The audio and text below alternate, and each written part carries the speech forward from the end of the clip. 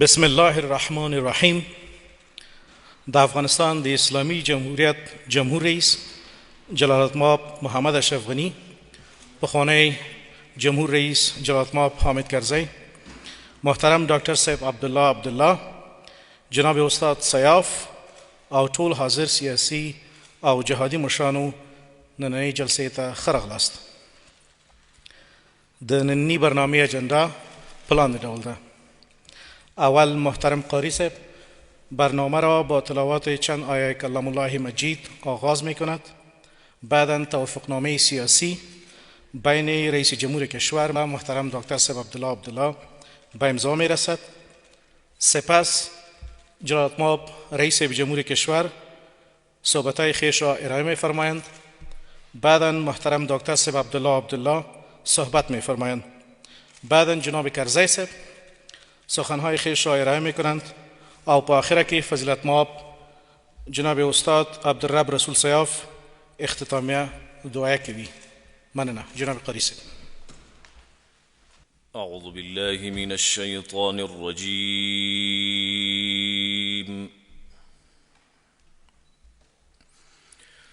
بسم الله الرحمن الرحيم.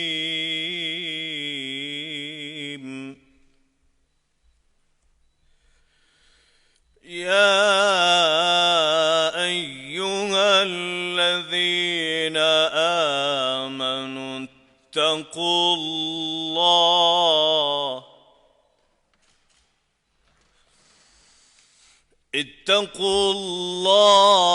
حق تقاته ولا تموتن إلا وأنتم مسلمون. واعتصموا بحبل الله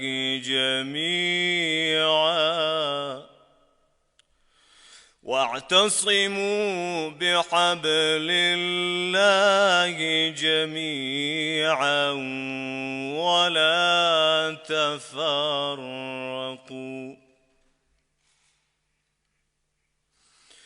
واذكروا نعمة الله عليكم إذ كنتم أعداء فألف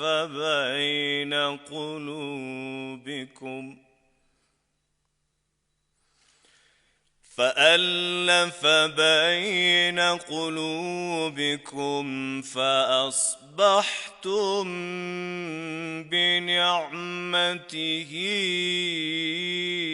إخوانا وكنتم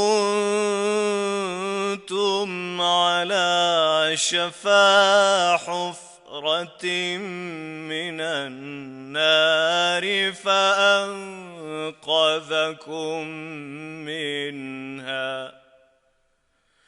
كذلك يبين الله لكم آياته لعلكم تهتدون. صدق الله العظيم. ربنا تقبل منا إنك أنت السميع العليم وتب علينا إنك أنت التواب الرحيم برحمتك يا أرحم الراحمين.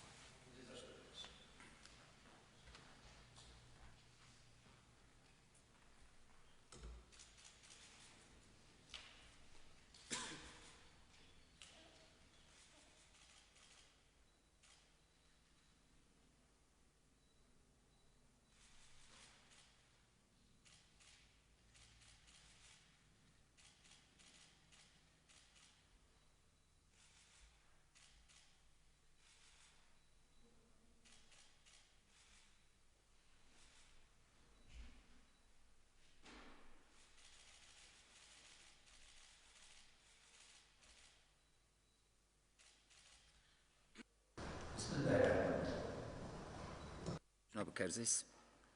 جناب استاد سیاف، جناب استاد خلیلی، جناب قانونی صاحب، جناب غضنفر صاحب، دکتر صاحب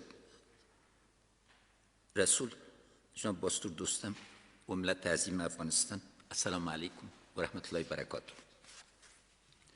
امروز برای افغانستان عزیز ما روز مهم تاریخی است.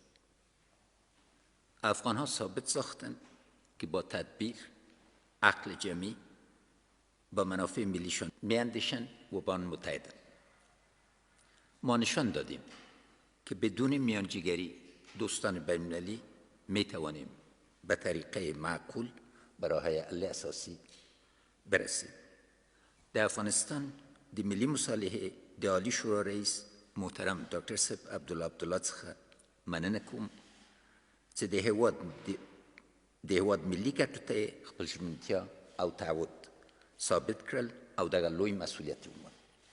جناب دکتر صاحب باره تقسیم کردیم، شانه هر دوی ما انشاءالله تعالی سبکتر خواهد بود و اعتماد کامل دارم که شما قابلیت، ظرفیت و مدیریت آرزوی بزرگ مردم افغانستان داریم و هم ما همراهتان همکار خود باشیم. لجناب کرزی صاحب او موږ ملي بنسټ جناب استاد صاحب څخه مننه کوم چې په خپلو دوامدارو هلو ځلو سره موږ وکړلی شو چې د تاریخي ورځ ممکنه کړي. جناب کرزی صاحب له تاسو نه، جناب استاد صاحب له تاسو نه چې دوامداره توګه همدغه رقم له ټولو نورو مشرانو نه چې تاسو ته یې ملا درکړله مننه کوم. تاسو د سولې دپاره د ملي اجماع زمینه برابره کړه.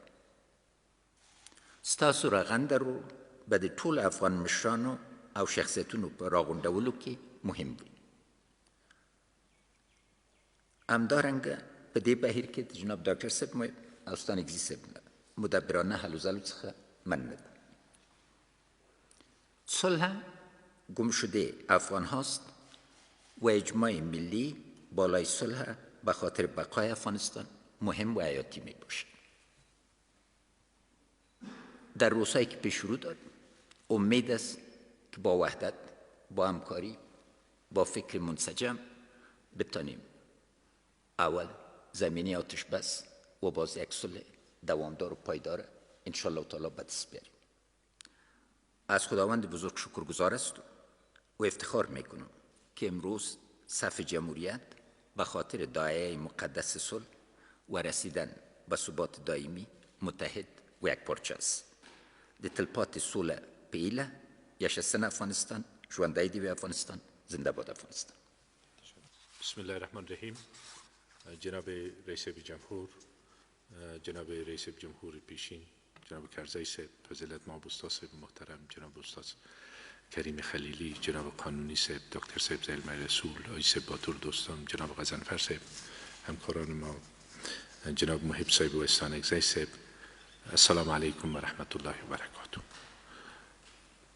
امروز برای مردم افغانستان، مردمی که در شرایط سخت و دشوار به سر میبرند به خاطر ادامه جنگ از یک طرف و بحران کرونا از طرف دیگر، که انتظار داشتند که در داخل افغانستان صفوف با هم نزدیک شود، شاید یک خبری خوش باشه. من فکر میکنم که مردم افغانستان انتظار از این روزه داشتند.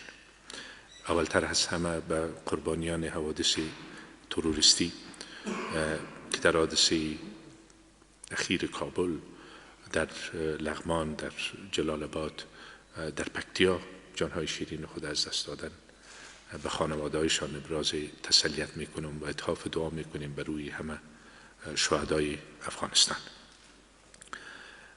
از همه مردم افغانستان تشکر میکنیم به خاطر حمایتشان از نظام جمهوری اسلامی، به خاطر سهمگیریشان در انتخابات و از خپل امنیتی او دفاعي ځواکونو د افغانستان د امنیتي او دفاعي ځواکونو څخه مننه کوو چې زموږ ویاړ دی په دې پیاوړو اتلو او د افغانستان د استقلال او ځمکنۍ بشپړتیا په ساتونکیو باید افتخار وکړو.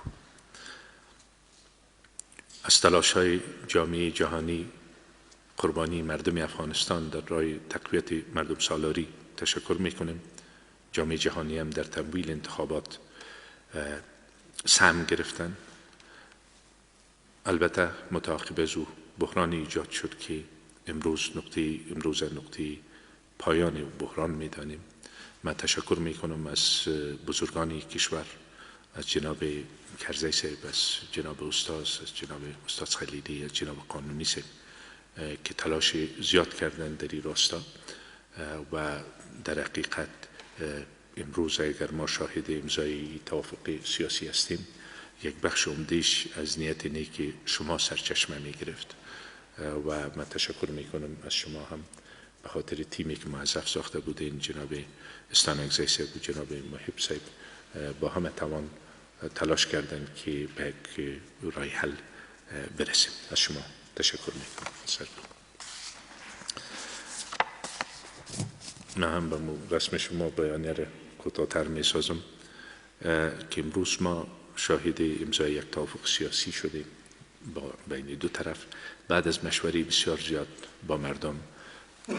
ده ها بار رفت آمده بزرگوارانی که در این جلسه تشریف دارن و تشویق کردن مردم افغانستان. در این هم شک نیست که جامعه بین المللی هم حامی همچون یک توافق سیاسی بودن، تشویق میکردن. کشورهای منطقه همه پیام های با حسن نیت برای ما روان میکردن و ما هم با درک شرایط افغانستان ما اشاره کردم بیشتر به ادامه جنگ و مسئله مرض فراگیر کووید 19 از یک طرف به صورت طبیعی کمک های جامعه جهانی در حال کم شدن بوده، از طرف دیگه باز به همین نسبت هم کمک ها کمتر شد و طرف دیگه هم میدانیم که ناامنی ها تشدید شد، تلفات مردم افغانستان بیشتر شد و از لحاظ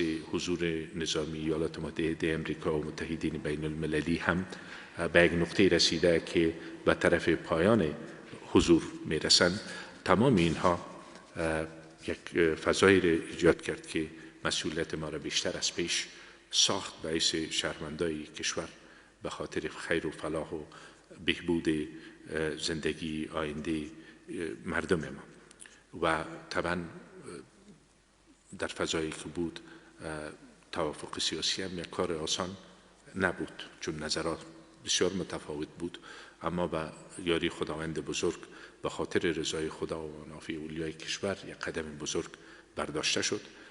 بی‌ثباتی به نفع افغانستان نبود، میتونست افغانستان به قهقرا ببره و من ایران میدانم که تعدادی از متحدین ما برداشت های دیگه دارن از توافق سیاسی و نظرات با احترام به نظریاتشان من درک میکنم نظریاتشانه، اما چیزی که امروز افغانستان ضرورت داره وحدت مردم افغانستان است، برای که بتانه با همه مشکلاتی که مردم افغانستان به او روبروست بتانیم که ما فایق بیاییم.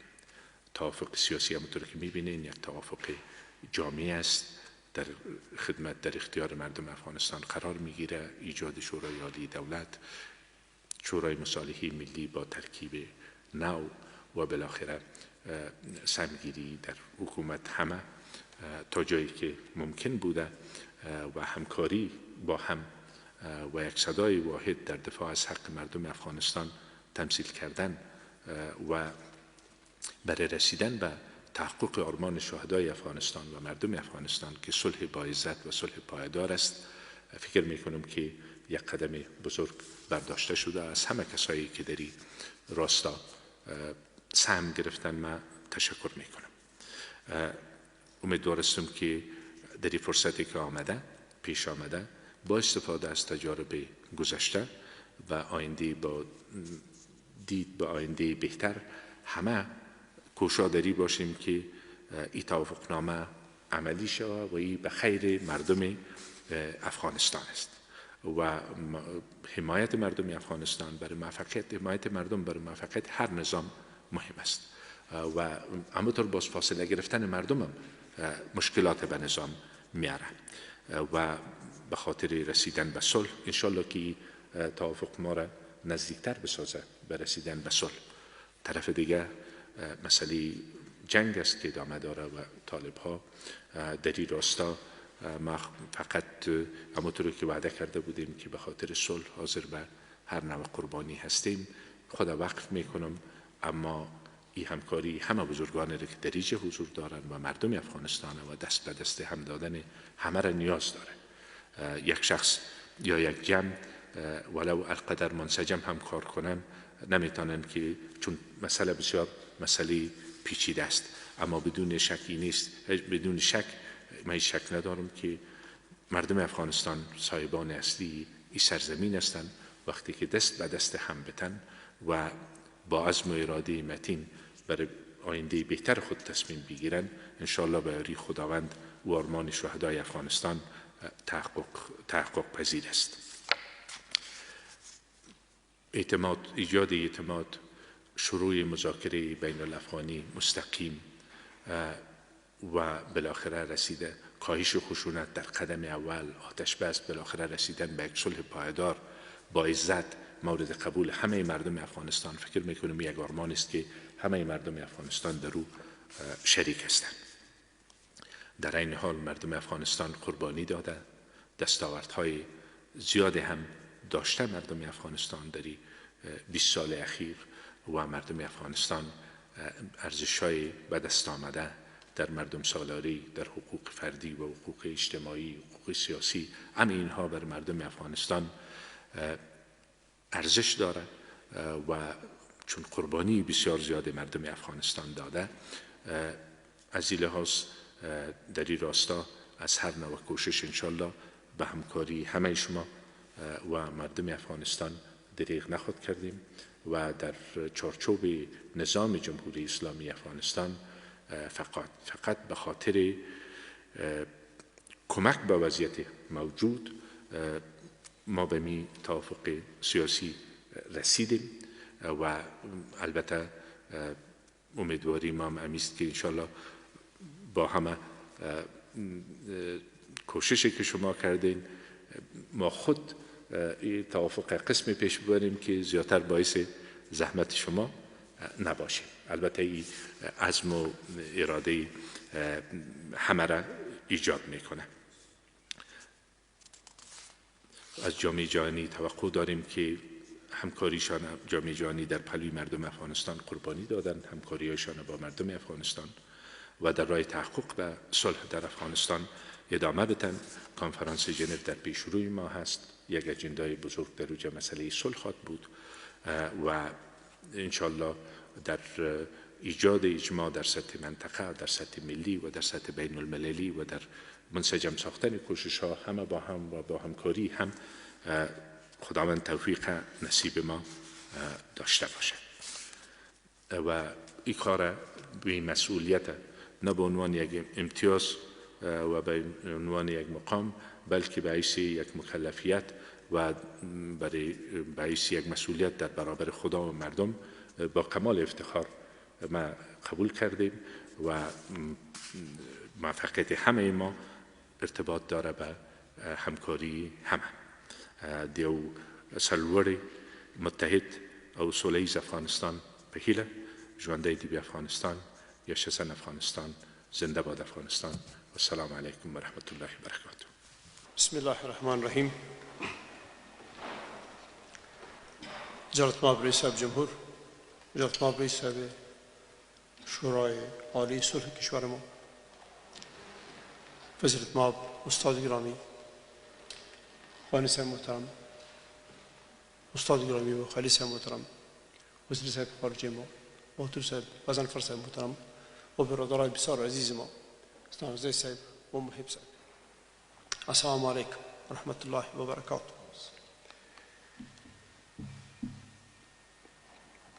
ډیره مننه کوو ستاسو دواړو ورونو څخه رئیس صاحب جمهور او رئیس صاحب شورای صلح چې زموږ د څو سپین ږیرو حوصله مو وکړه او زموږ د خیر د نیت جواب مو په ډیره ښه توګه راکړ او د افغانستان د اتحاد او اتفاق او د ملي وحدت او د سولې د چټک پرمختګ په لاره کې مو هغه اقدامات وکړو چې ضروري وو. او ډېره مننه کوم د ستانکزي صاحب او د محب صاحب څخه چې دواړو په ډېر جدیت او کوشش د دې اهتمام وکړ چې د سولې عالي شورا جوړه سي او د افغانستان د خلکو د یووالي او خپلواکۍ اراده تمثیل سي. ډېره ډېره مننه. دا موږ څو سپین ږیرو چې دا کوشش وکړ دې لپاره چې افغانستان په سرعت سولې ته ولاړ شي. تېره سې شنبه زموږ د هغه بچیانو چې سترګې تازه دنیا ته رڼې سوي وې په هماغه لحظه بیرته پټې سوې او دا زموږ د المناک حالت سوزنده بیان دی. از اینکه زیادتر سوزنده تر و دردناکتر شده نمیتونه. به همین دلیل امروز مطمئنم که همه ما مستعد بسیار زیاد داریم که در یک فضای اتحاد و اتفاق ملی و همکاری مشترک به سوی صلح و آبادانی خاک ما به پیش میریم. آرزوی ما هم بود که در مجلس امروز ما جناب انجینر صاحب حکمتیار امیر حزب اسلامی افغانستان هم باشن تا این اهتمام این کوشش به اتفاق همگانی به پیش ببریم. امیدوار هستیم که زودتر اون مرام هم به سر برسه و اونا هم جزء این کوشش همگانی ملی ما در راستا باشیم که آرزوشه اونا هم به تمام دارن و فرمودن.